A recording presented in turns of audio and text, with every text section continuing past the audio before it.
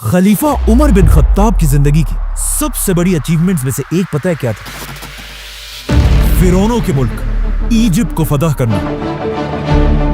जो उस जमाने की दुनिया में सबसे ताकतवर और रिच इलाका था और जिसे फतह करने के बाद पूरी खिलाफत में मुसलमान जश्न मना रहे थे। लेकिन जैसे ही मुसलमानों ने इजिप्ट को फतह किया, ये एग्जैक्ट वही टाइम था कि जब यहां से बहुत दूर मुसलमानों के जनरल और अल्लाह की तलवार खालिद बिन वलीद अपने मौत के बिस्तर पर आखिरी सांसें ले रहे थे। But wait, let's go back. इस सबसे 4 साल पहले खलीफा उमर ने खालिद बिन वलीद को मुसलमानों की फौज से निकालकर उन्हें खिलाफत की हर पोस्ट से दूर रहने का हुक्म दिया था, जिसके बाद खालिद बिन वलीद आराम से सब कुछ छोड़कर अपने घर चले गए। लेकिन इस टाइम को भी उन्होंने वेस्ट नहीं किया, क्योंकि उन्हें पता था कि उनकी सारी जिंदगी इस्लाम के लिए जंगों में गुजरी है। तो अब पहली बार उन्हें टाइम मिला कि वो तलवार को छोड़कर कुरान को स्टडी करें। लेकिन अपनी ये जिंदगी भी खालिद बिन वलीद सुकून से नहीं गुजार सके, क्योंकि फौज से निकलने के कुछ ही अरसे बाद एक बहुत बड़ी बीमारी ताऊन की वजह से खालिद बिन वलीद के ऑलमोस्ट सारे बेटे उनकी आंखों के सामने फौत होने लगे। मतलब खालिद बिन वलीद को जिंदगी के आखिरी हिस्से में अपने सारे जवान बेटों के मरने का गम देखना पड़ा और उनके सिर्फ 3 ही बेटे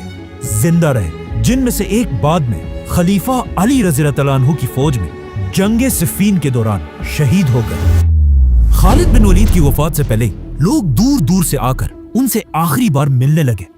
जिनमें से एक बहुत ही क्लोज फ्रेंड जब खालिद बिन वलीद से आकर मिले तो खालिद बिन वलीद ने उसे अपने जिस्म पर लगे जख्म दिखाए और उससे पूछा कि क्या तुम्हें मेरे जिस्म पर ऐसी कोई भी जगह नजर आ रही है जिस पर तलवार या नेज़े का कोई जख्म ना हो। उस शख्स ने हैरान होकर कहा कि वाकई आपका जिस्म तो पूरा का पूरा जख्मों से भरा हुआ है। जिस पर खालिद बिन वलीद ने अपने इस दोस्त से कहा कि क्या इन जख्मों को देखकर तुम्हें समझ नहीं आ रही कि मैंने हर जंग में शहीद होने की बहुत कोशिश की है, कि मैं तो अकेले अपने घोड़े के साथ हजारों की फौज के अंदर घुस जाता था,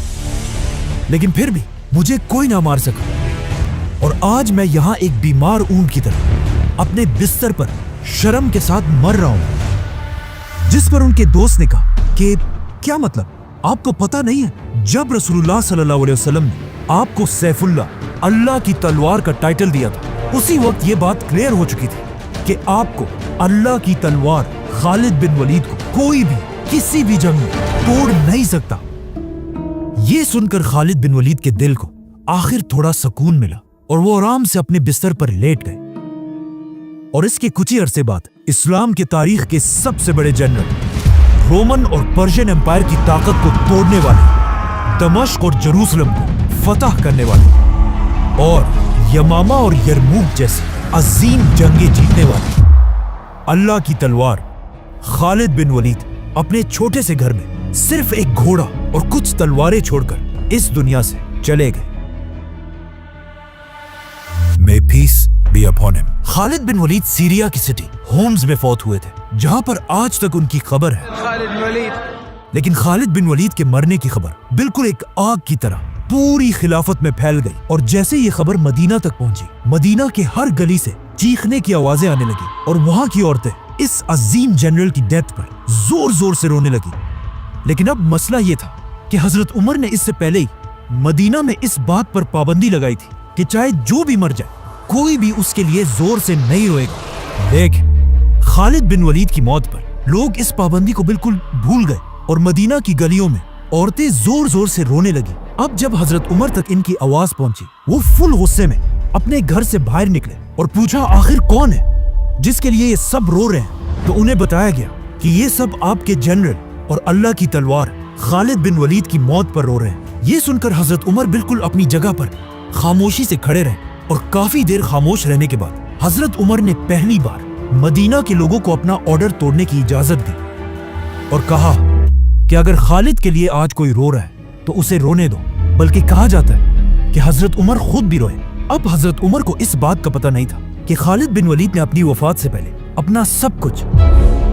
हजरत उमर के हवाले करने का हुक्म दिया था, कि उनके बाद हजरत उमर ही انہیں انصاف کے ساتھ ڈیوائیڈ کرے. لیکن جب خالد بن ولید کی وفات کے بعد ان کی جائیداد کا حساب لگایا گیا تو یہ دیکھ کر سب حیران رہ گئے کہ اسلام کے سب سے بڑے جنرل خالد بن ولید کے پاس صرف تلواریں، ایک گھوڑا اور کچھ ہی چیزیں تھی. مطلب خالد بن ولید اتنے بڑے جنرل کے پاس بیسیکلی کچھ بھی نہیں تھا، جس کے مقابلے میں اگر آج کے مسلمان جنرلز کو دیکھا جائے. $1 billion palaces to gold-plated cars and private jets. خالد بن ولید کی وفات کے بعد حضرت عمر صرف 2 سال ہی زندہ رہے، لیکن ان 2 سالوں میں حضرت عمر کبھی بھی خالد بن ولید کو بھول نہ سکے اور بار بار مسلمانوں کی گیدرنگز میں خالد بن ولید کو یاد کرتے رہے. یہاں تک کہ ایک دن حضرت عمر کے پاس عرب کا سب سے بڑا شاعر آیا تاکہ ان کے سامنے اپنی شاعری پیش کرے. تو حضرت عمر نے باقی ساری چیزیں چھوڑ کر اس شاعر سے صرف ایک ہی ڈیمانڈ کی کہ مجھے میرے جنرل خالد بن ولید کی بہادری پر شعر پڑھ کر سناؤ. جس کے بعد اس شاعر نے اپنے فل جوش میں خالد بن ولید کی بہادری کو سب کے سامنے پریزنٹ کیا. لیکن جیسے ہی وہ شاعر خاموش ہوا، حضرت عمر نے اس عرب کے سب سے بڑے شاعر سے کہا کہ تمہارے سارے الفاظ نے مل کر بھی خالد کی بہادری کے ساتھ انصاف نہیں کیا. لیکن کیوں آج تک پوری دنیا خالد بن ولید کو یاد کرتی ہے؟ Khalid ibn Walid was one of the 3 greatest warriors of all time. Greatest general in the history of Islam. کیونکہ خالد بن ولید کسی چھوٹے موٹے گھر میں نہیں بلکہ مکہ کے سب سے طاقتور اور رچ فیملی بنو مخزوم میں پیدا ہوئے تھے، اور ان کے والد عرب کے سب سے رچ آدمی ولید بن مغیرہ تھے. مطلب خالد بن ولید کے والد کے پاس اتنا زیادہ پیسہ تھا کہ ان کی دولت کے بارے میں قرآن میں بھی بتایا گیا ہے، چھوڑ دو مجھے اور اس آدمی کو جسے میں نے اکیلا پیدا کیا، اسے میں نے بہت بڑی دولت دی، اس کے پاس رہنے والے بیٹے دیے اور اس کے لیے لیڈرشپ کا راستہ آسان بنا دیا. فور ایگزامپل کعبہ کو مینٹین رکھنے کے لیے جتنا پیسہ پورا مکہ جمع کرتا تھا اتنا صرف اکیلا ولید بن مغیرہ دیتا تھا. مطلب خالد بن ولید مکہ میں ایک شہزادے، ایک پرنس کی طرح بڑے ہوئے، کیونکہ ان کے باپ کے پاس اتنا پیسہ تھا کہ انہیں پوری زندگی کوئی کام کرنے کی ضرورت نہیں تھی سوائے ایک کام کے، اور اسی ایک کام نے آگے جا کر انہیں دنیا کا سب سے بڑا جنرل بنایا. اور وہ کام یہ تھا کہ مکہ کے 3 بڑے قبیلے تھے: بنو ہاشم جو مکہ کے ریلیجن کو کنٹرول کرتے تھے، بنو امیہ جو مکہ میں صرف اپنے پیسوں کے لیے مشہور تھے، اور خالد بن ولید کا قبیلہ بنو مخزوم جس کے پاس